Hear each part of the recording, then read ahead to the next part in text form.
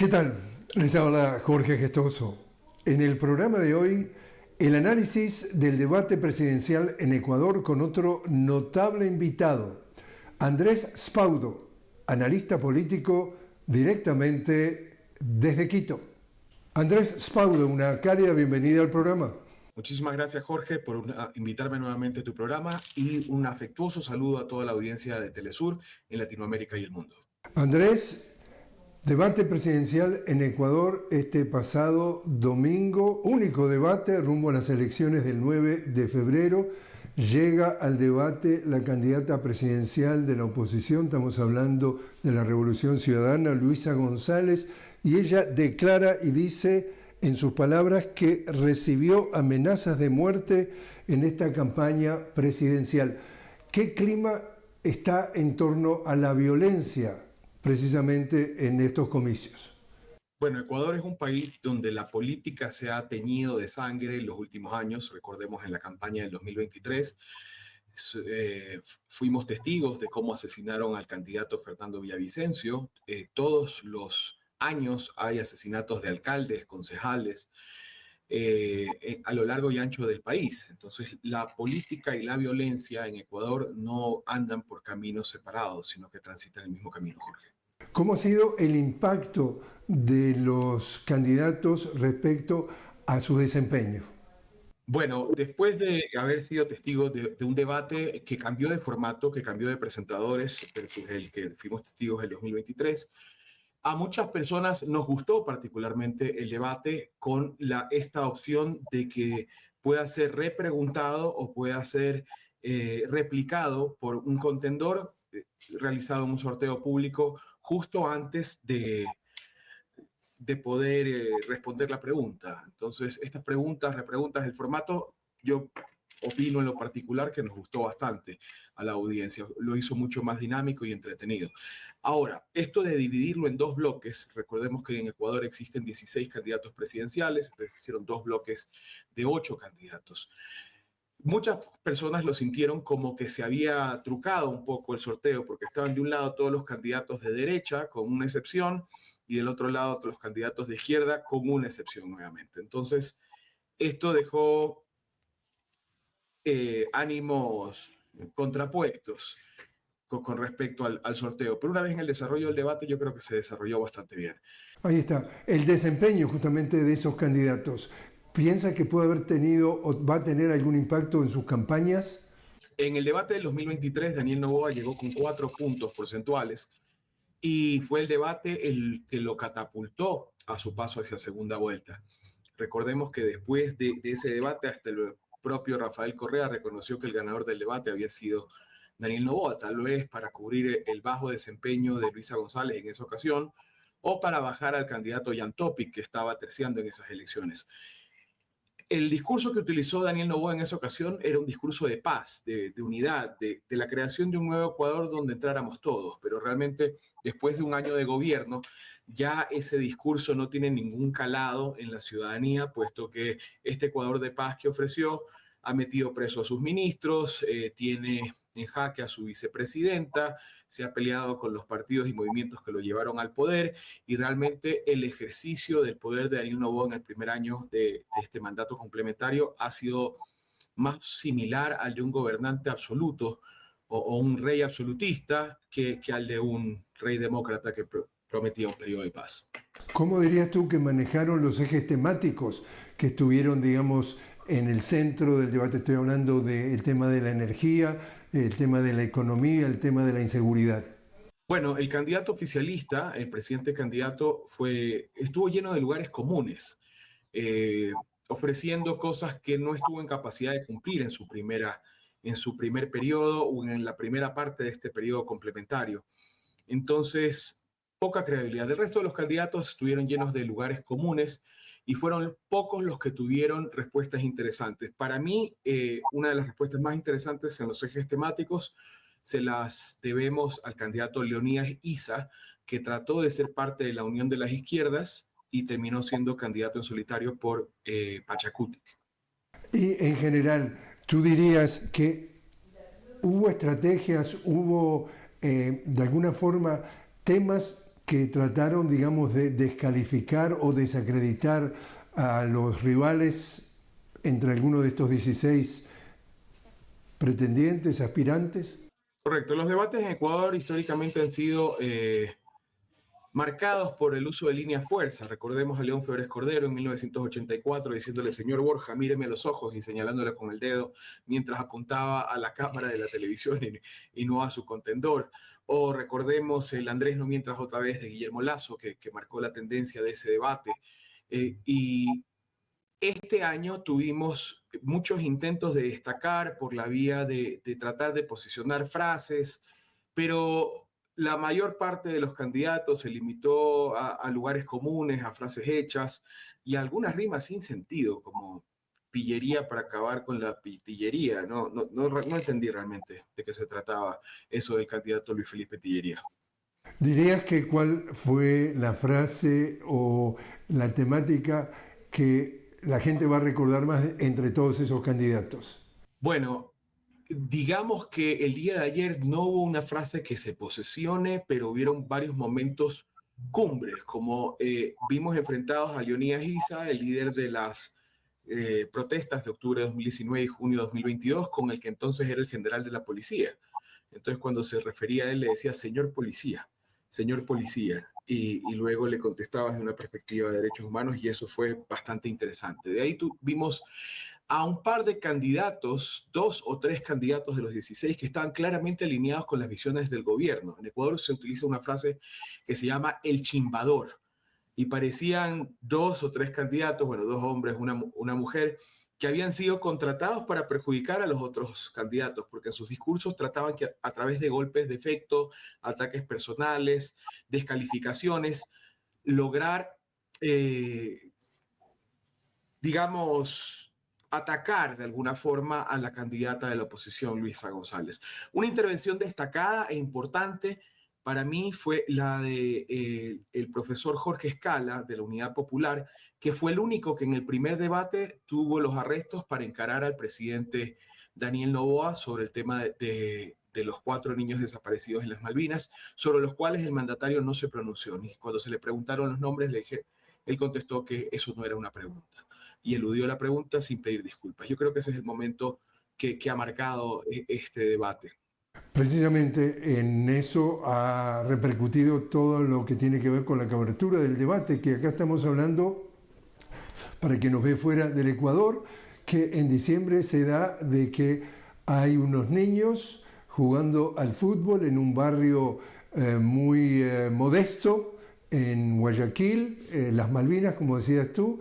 Son 10 los niños que están saliendo, pasando cerca de un centro comercial. De pronto vienen 2 camionetas del ejército, los empiezan a correr, logran atrapar a 4 de los 10, los montan a esas camionetas, se los llevan a una distancia como a 40 kilómetros de Guayaquil. Supuestamente los torturan o los maltratan. De eso no hay ningún reporte militar de el arresto o la detención, y después dicen que los sueltan. Moraleja, segunda etapa, esos niños desaparecen y aparecen calcinados. Eso, gran conmoción a nivel mundial, y le preguntan al presidente si sabe los nombres de los niños y de alguna forma trata de eludir la respuesta. Entonces, ¿qué impacto político puede tener esto entonces, Andrés? Yo creo que el crimen de los 4 de las Malvinas nos afecta transversalmente a todos los ecuatorianos, porque más allá de que el gobierno al principio los descalificó diciendo que pertenecían a grupos de delincuencia organizada o que eran pandilleros o que le habían robado a una señora, posteriormente se supo que estos niños eran estudiantes, deportistas destacados en sus actividades barriales, y luego, con las investigaciones, se descubre lo que se configura claramente como una desaparición forzada y un crimen de Estado, llegando a ser un delito de lesa humanidad. El presidente, para tratar de lavar su imagen, los declara héroes nacionales, cuando aún no habían aparecido sus cadáveres. En el momento en que él los declara héroes, todo el país dice, ¿cómo héroes nacionales? ¿Cuál fue su mérito y dónde están los chicos? Entonces están muertos y efectivamente posteriormente aparecen sus cadáveres calcinados, afectando muchísimo a la opinión pública. Así como en la elección del 2023 hubo el asesinato del candidato Villavicencio, esta elección puede ser claramente afectada por el destino de los 4 de las Malvinas. Y nuevamente una elección marcada por la violencia, los ataques, las persecuciones, el espionaje. En Ecuador se está configurando el uso de la inteligencia militar y policial para espiar a los candidatos. Si esto hubiera sucedido en Estados Unidos, se hubiera configurado otro Watergate, pero en Ecuador sucede a vista y paciencia de todo el mundo y nadie parece decir nada. Lo decente hubiera sido renunciar o pedir licencia para ser candidato, pero tenemos a un presidente candidato en pleno uso de todas sus facultades y utilizando todo el poder del Estado para terciar estas elecciones con una clara ventaja, no solamente estratégica, no solamente monetaria, sino también desde el poder y desde la inteligencia estatal. Y también un dato para nuestra audiencia que no está familiarizada con la temática del Ecuador. Acá estamos hablando de un presidente, el hijo del hombre más rico de Ecuador, un empresario bananero, su padre, y este señor Noboa, en el año que lleva de gobierno, declaró 9 meses no solamente el estado de guerra interna, sino el estado de excepción que permite entonces, y en esto hay consenso en cuanto a organizaciones especializadas en temas jurídicos, que permite elevar o sacar las garantías fundamentales, los derechos fundamentales desaparecen porque larga entonces a las Fuerzas Armadas a la calle, hacer y deshacer a gusto y disgusto sin ningún tipo de rendición de cuentas. Entonces, ese incidente, ese asesinato de estos 4 niños que tienen entre 11 y 15 años, modestos, negros, de un barrio pobre, sucede en ese contexto, es decir, el país está viviendo un clima de cómo, dirías tú entonces, Andrés. Efectivamente, después de un incidente en que fue tomado bajo control de una organización delictiva un canal de televisión, TC Televisión, en plena transmisión y cuyo origen, responsables y culpables todavía están en una nebulosa, porque no se sabe si fue un montaje digno de Hollywood como Walk the Dog o si realmente ocurrió. O sea, supuestamente entraron 15 chicos armados al canal de televisión TC, donde en cada turno hay más de 30 guardias y donde coexisten 5 canales de televisión, o sea, hay como 3 garitas hasta llegar al estudio principal y se tomaron este canal poniendo en jaque y en shock a todo el país que observaba en vivo todo lo que ocurría. Luego de este evento se declara el estado de conmoción interna, de conflicto armado interno, así lo denominó el presidente Noboa. Y luego de eso, en los ecuatorianos durante este año nos hemos acostumbrado a ver nuestras garantías constitucionales suspendidas, como la inviolabilidad del domicilio, como la privacidad de la data, y vivimos en un estado permanente de conmoción, donde los asesinatos, si bien se han reducido cerca de un 10%, todavía marcan cifras alarmantes para Latinoamérica y el mundo. Estamos con las 3 ciudades más violentas del mundo dentro de las fronteras del Ecuador. Andrés, te invito a hacer una pequeña pausa. Estamos hablando con Andrés Spaudo directamente desde Quito. Andrés, analista político, estamos hablando sobre el reciente debate presidencial del domingo en Ecuador. Ya regresamos.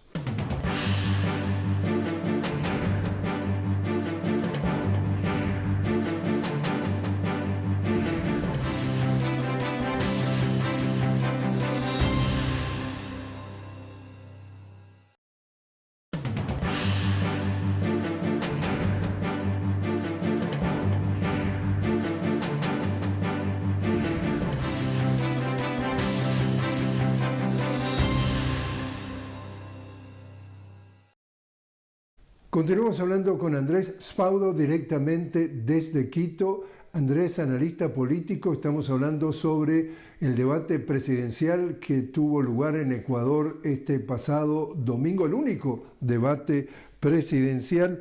Andrés, ¿piensas que qué impacto pudo haber tenido el debate en los distintos grupos demográficos? Correcto, tomando en cuenta que el debate de la primera vuelta en el 2023 definió la elección y posicionó a Daniel Noboa, que hasta entonces venía con el 4%, como el que pasó a segunda vuelta. En segunda vuelta tenemos otro debate según nuestro Código de la Democracia.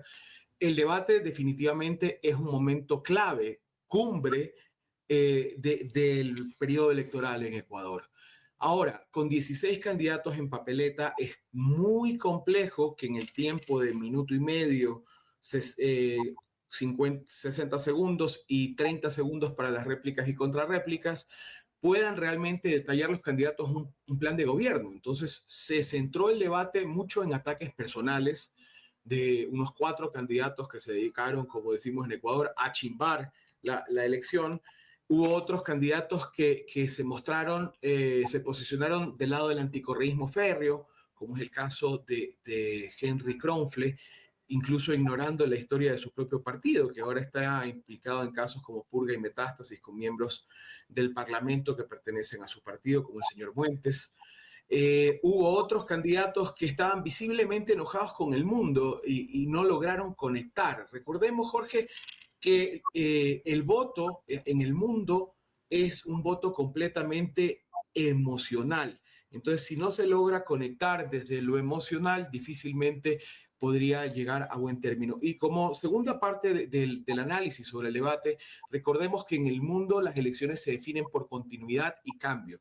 Y las dos fuerzas que lideran las encuestas en esta elección, hablemos de Revolución Ciudadana Lista 5 y de ADN Lista 7, con Luisa González y Daniel Noboa respectivamente, las dos representan a modelos de continuidad.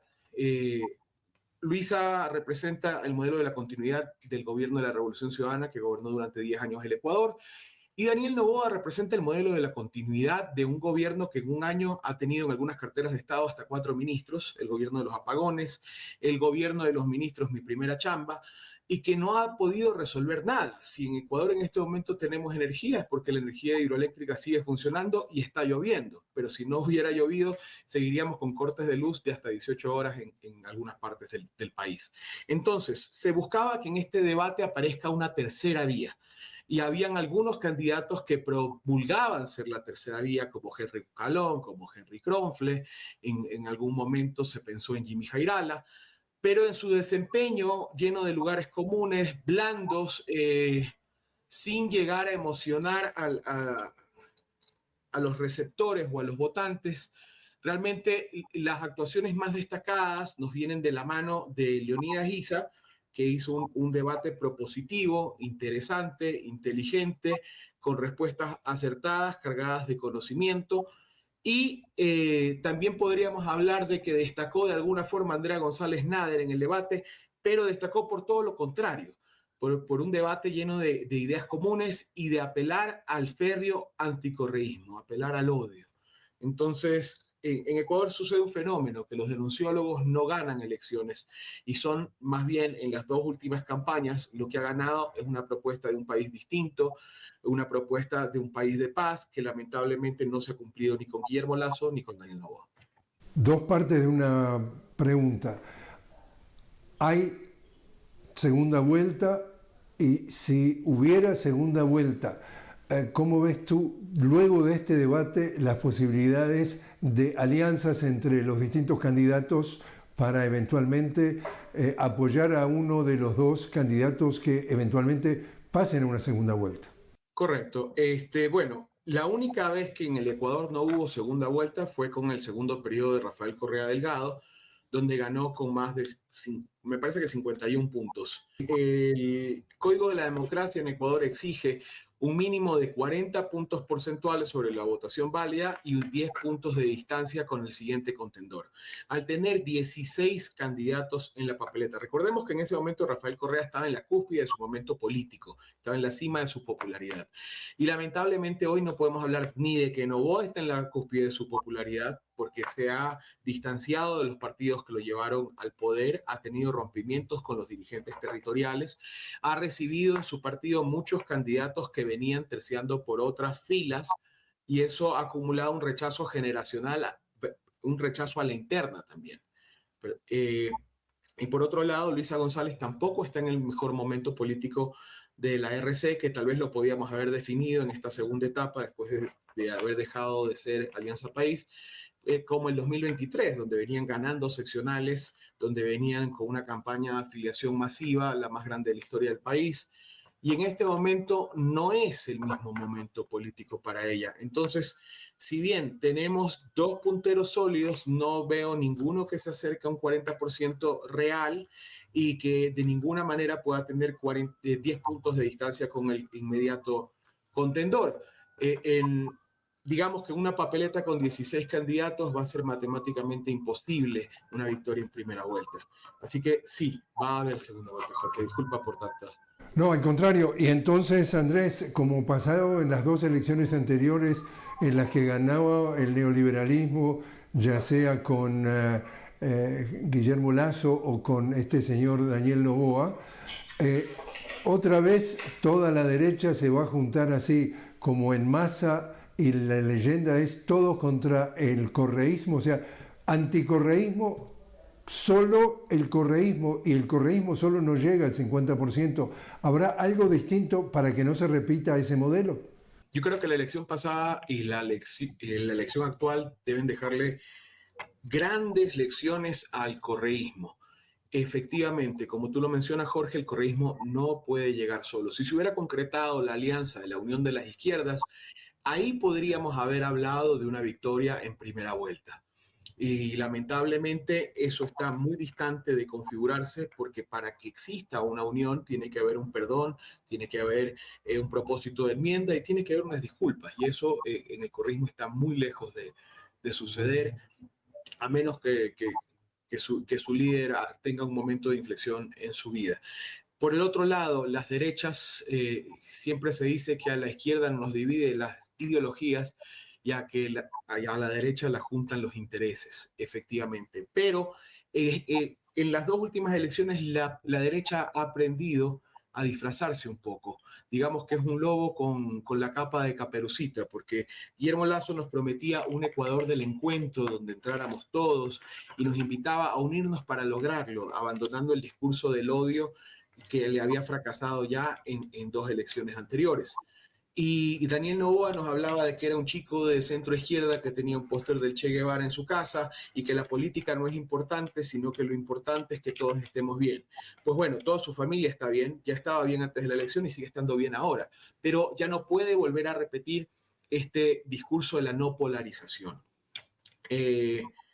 La derecha efectivamente se va a juntar porque movimientos como Construye, que pertenecen a María Paula Romo, serían incapaces o imposibilitados de darle un voto al correísmo.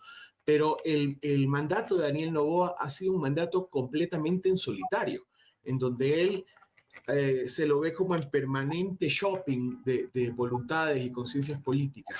Entonces los únicos políticos que están con él son los que han recibido pues favores, compromisos, puestos, cargos y algunos otros pues hasta dinero en efectivo. Pero bueno, vamos, amanecerá y veremos, como dicen los abuelos acá en Ecuador. Ahora, entonces, estamos hablando de que los más escépticos frente a este panorama, digamos, de la manera de actuar que tú lo mencionabas, que decías que era de alguna forma un presidente omnipresente en cuanto al respeto de la constitucionalidad. Acá estamos hablando de un presidente que debería renunciar unos cuantos días antes para pasar a ser candidato y no puede ser presidente al mismo tiempo. No solo no respeta la Constitución, sino que decide sacar de circulación a su vicepresidenta y como no le alcanzó reemplazarla por una a dedo, sacó a esa primera a dedo y puso a otra segunda a dedo, un hombre que definitivamente tiene una trayectoria, por ejemplo, mandar a invadir la Embajada de México en Quito para secuestrar a un asilado. Estamos hablando del ex vicepresidente Jorge Glass, un hombre que, en definitiva, la gran crítica es que no respeta las institucionalidades, no respeta el derecho. Y entonces la gran pregunta para ti, Andrés, ¿es fundamentado, tiene fundamento los temores de que son muchos quienes dicen que él va a decidir ganar, sea como sea, con fraude, con cualquier manejo de información, pero a cualquier precio sin respetar las reglas de juego? Son fundamentados. Daniel Noboa en el ejercicio del poder ha hecho lo mismo que hizo mientras crecía, ser el hijo de ser un heredero, ser el hijo de otro heredero, administrar el país como si se tratara de un imperio y a su voluntad. Entonces, el gran problema que tenemos con un presidente como Daniel Noboa es que cuando a él lo criaron nunca nadie le dijo que no, sino que le decían que todo lo que hacía estaba bien y lo criaron bajo esos preceptos. Una cosa, Andrés, un detalle para mí, para la influencia. Y este señor Daniel Noboa nació en Miami, teóricamente es un estadounidense. Sí, correcto. Él nació en Miami, fue criado en los Hamptons con los Kennedy, lo cual es su derecho y no tiene nada de malo. Pero, ¿qué contacto tiene una persona como Daniel Noboa con la realidad del 90% de los ecuatorianos? Ninguno. Ahora, esta forma de crianza, de tratarlo como un emperador, de decirle que todo lo que hace está bien, que todo lo que dice es lindo y que todo lo que piensa es bueno, ha hecho que en el ejercicio del poder él desconozca absolutamente la ley, los códigos, la democracia, que pretenda gobernar por decreto, que cuando piensen asambleístas piensen irse de shopping, por eso vemos que ADN llegó con pocos asambleístas y ahora tiene un montón de asambleístas oportunistas que han sido comprados o captados por Daniel Noboa. Y en la práctica ha utilizado todas las herramientas institucionales de Tribunal Contencioso Electoral, Corte Constitucional, a la justicia descaradamente para descalificar a sus potenciales rivales. Recordemos el caso de Jan Topic, empresario de las telecomunicaciones, que fue dejado fuera de la elección porque era el único contendor al que Daniel Noboa le tenía miedo. Ahora estamos viendo un intento de descalificación del binomio de la RCE por unos supuestos contratos de Diego Borja o ser parte de un fideicomiso petrolero y a través de eso es acusado de mantener contratos vigentes con el Estado, lo cual es una previsión del Código de la Democracia. Entonces, incluso podríamos tener sorpresas las próximas semanas. Como por ejemplo otro asesinato al estilo Villavicencio. Ojalá que no se trate de otro asesinato al estilo Villavicencio, porque los ecuatorianos ya no aguantamos más derramamiento de sangre entre manos.